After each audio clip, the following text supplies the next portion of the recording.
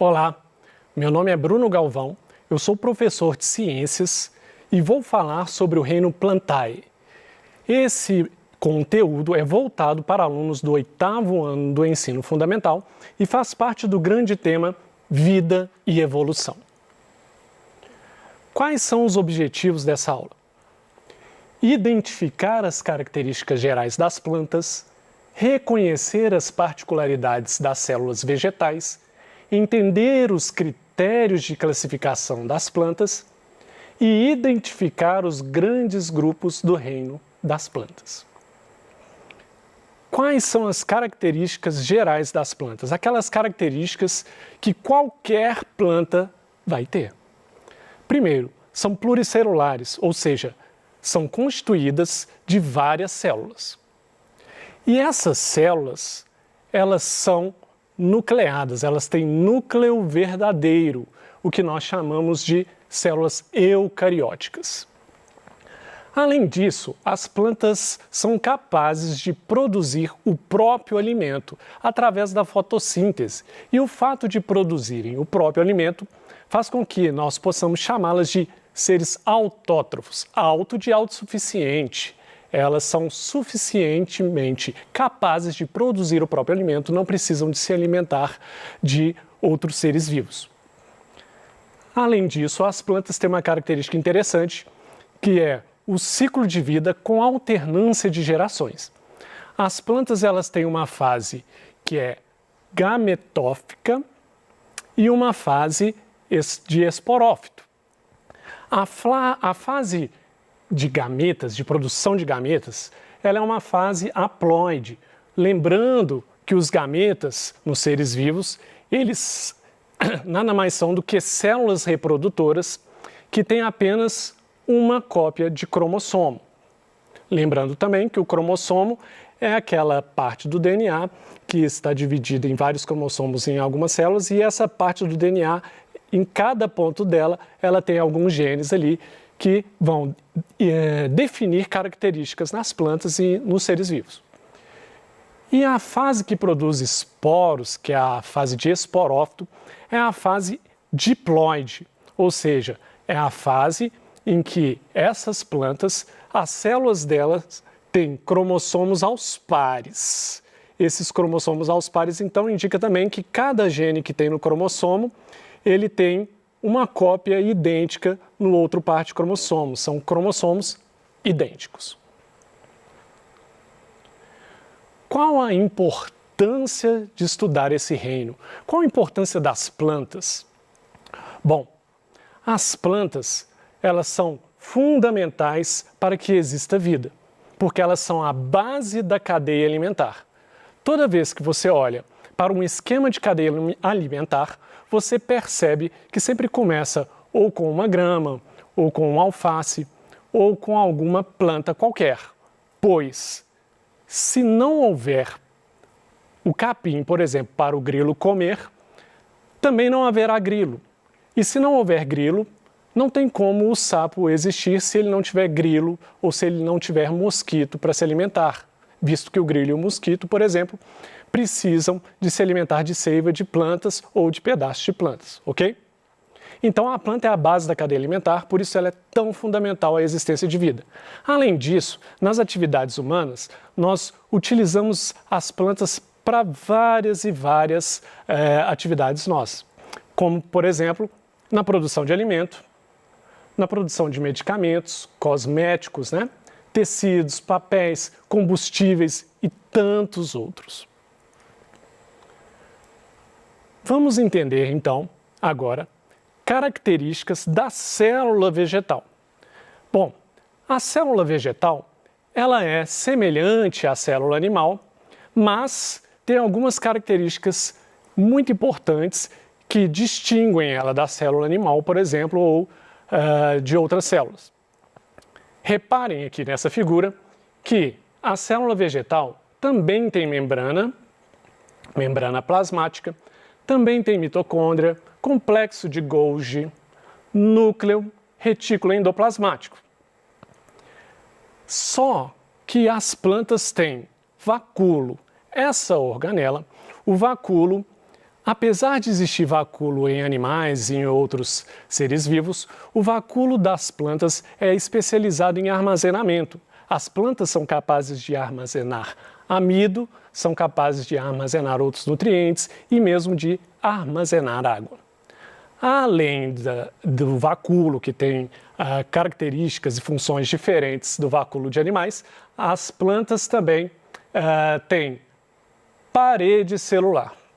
A parede celular ela é fundamental para proteger a planta contra problemas, né, do ambiente, e a parede celular também impede que essa célula da planta, que essa célula estoure caso ela tenha muita água dentro dela.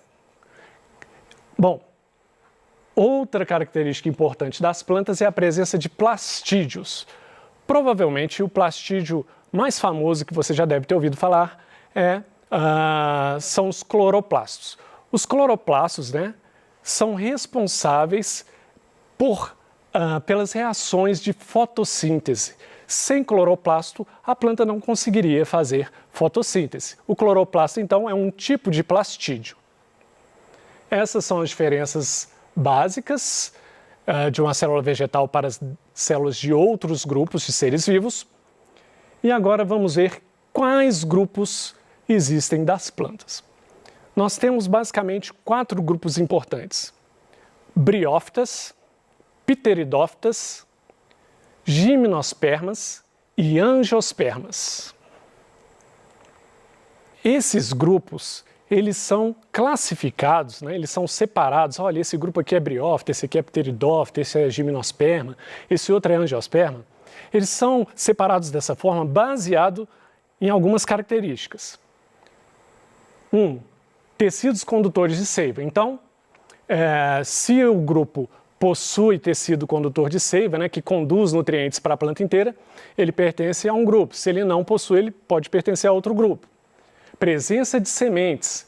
Olha, existem plantas que têm sementes, outras plantas não têm sementes, então elas devem ser colocadas em grupos diferentes. E também presença de frutos. Existem plantas que possuem frutos, existem plantas que não possuem frutos. Então essas são as principais características para separar esses grupos. Vamos começar a falar desses grupos então. Primeiro grupo, briófitas. As briófitas são plantas bem pequenininhas. Um exemplo de briófita são aquelas plantinhas bem pequenininhas, que alguns chamam até de lodo, que formam um tapetezinho verde no cimento molhado. Ou então no tronco de alguma árvore tem esse tapetezinho verde.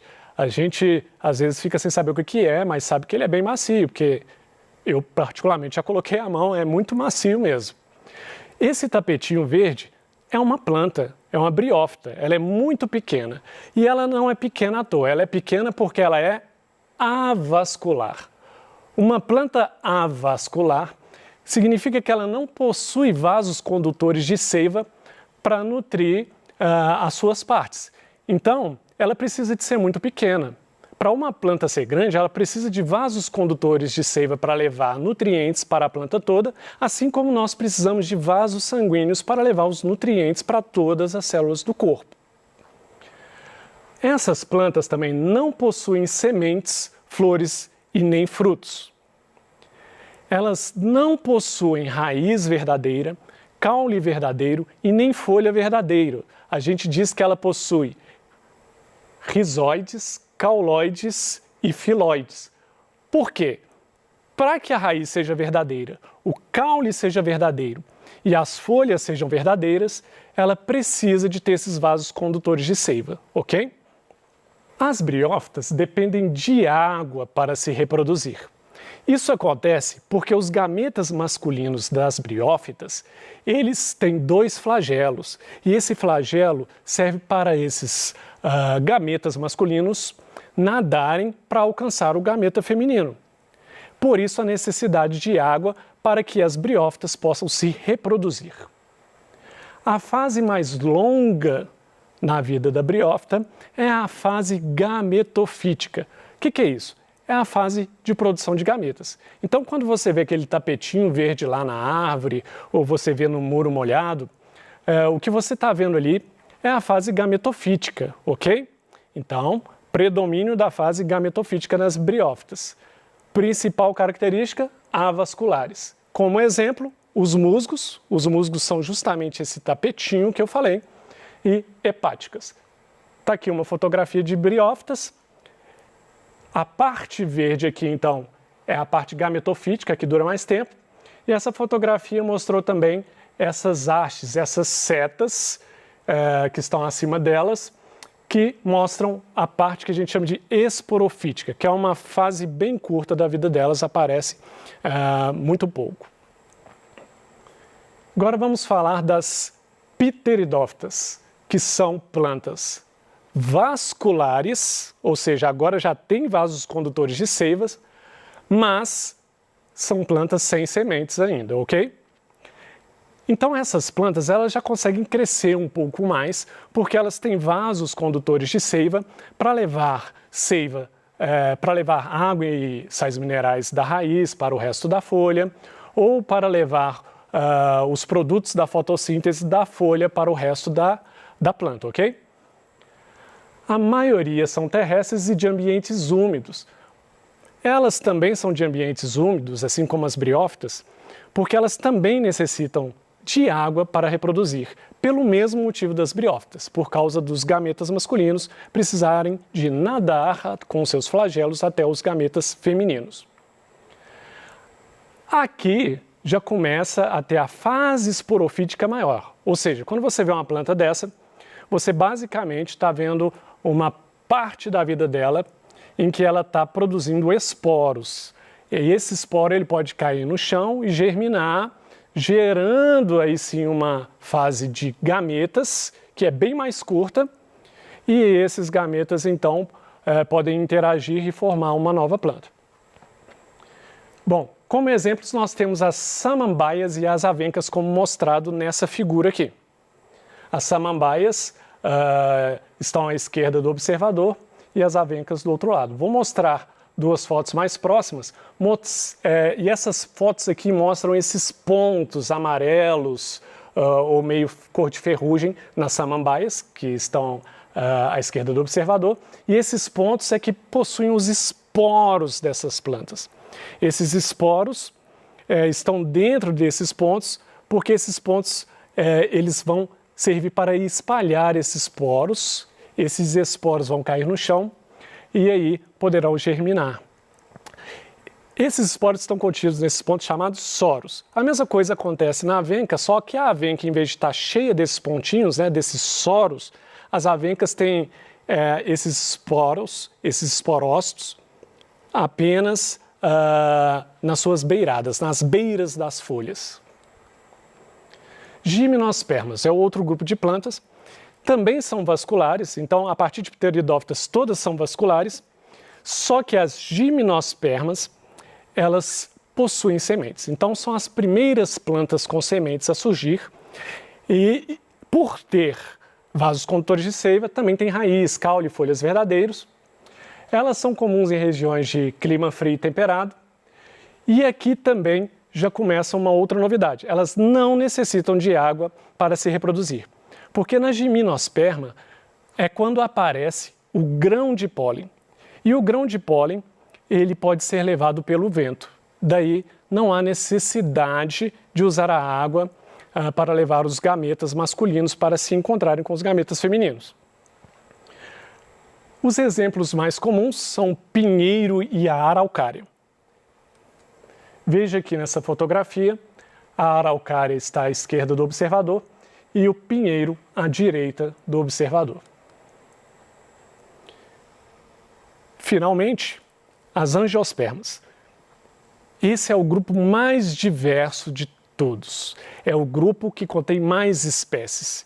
Quando você vê uma planta na rua, muito provavelmente você está olhando para uma angiosperma. Bom, essas plantas, assim como as outras a partir de pteridófitas, têm vasos condutores de seivas. Essas plantas, então, têm raiz, caule, folhas verdadeiras. E a partir de gimnospermas, já tem sementes. Então, essa planta também tem sementes. Uma característica importante das angiospermas e que fez com que ela tivesse tanto sucesso para se espalhar no nosso planeta foi a presença de frutos. Agora, ela tem flores e frutos, pois o fruto ele é originado da flor. Daí, as angiospermas são as únicas plantas que possuem flores e frutos. A vantagem das angiospermas em relação às gimnospermas, além do fruto, é que a semente dessa planta, a vantagem da angiosperma é que a semente dela é protegida pelo fruto e a gimnosperma não tem essa proteção em suas sementes. A gente diz que as gimnospermas têm semente nua. E as angiospermas, então, com esse fruto protegido, ainda tem uma característica importante que a gente deve considerar. Isso atrai animais. Atrai insetos, atrai outros animais, pássaros, que vão comer, se alimentar desses frutos, e ao se alimentar desses frutos, vão comer também, muitas vezes, a semente e levar esses frutos para lugares longes, espalhando as sementes dessa planta. Então, essa planta consegue se espalhar muito mais facilmente pelo planeta, enquanto as gimnospermas, elas têm uma capacidade de se espalhar muito limitada, porque o vento não consegue levar muito longe o grão de pólen. As angiospermas ainda podem ser divididas em herbáceas, arbustivas e arbóreas. Herbáceas são como ervas, né? E gramas, essas plantas bem rasteiras. Arbustivas, que formam pequenos arbustos, são árvores muito pequenas, não crescem muito. E as arbóreas, que a gente conhece bem, como árvores e palmeiras. Exemplos: ipê, azaleia e manjericão. Aqui uma fotografia de um ipê amarelo, que é um exemplo muito clássico de angiospermas. Vamos ver, então, os pontos principais. Olhando esse esquema, você vai perceber até mesmo como que esses grupos foram divididos. Nós temos aqui, à esquerda do observador, o grande grupo plantas. Esse grupo se divide em vasculares e avasculares. Avasculares, ou seja, sem vasos condutores, nós só temos as briófitas, então esse grupo já fica definido imediatamente. Vamos olhar as vasculares, as que contêm vasos condutores. As vasculares são divididas ainda em com sementes e sem sementes. Sem sementes, nós só temos as pteridófitas. Então, sem sementes, somente pteridófitas. Agora, com sementes, a gente ainda divide em dois grupos. Vamos olhar aqui novamente. Com sementes, nós temos sem frutos, gimnospermas, e com frutos, angiospermas. Ora, então esse esquema mostra para a gente que esses grupos foram classificados baseado nessas características principais: presença ou não de vasos condutores, presença ou não de sementes, presença ou não de frutos. E assim a gente consegue entender um pouco de como os cientistas trabalham na hora de dividir esses grupos. Isso acontece com grupos de animais, né? Com grupos de diversos seres vivos. Eles vão separando por características e essas características vão determinar o nome daqueles grupos e você vai ter, então, você pode montar inclusive uma árvore filogenética com isso. Basicamente é isso que eu gostaria de falar com vocês hoje. Eu agradeço, bons estudos para vocês.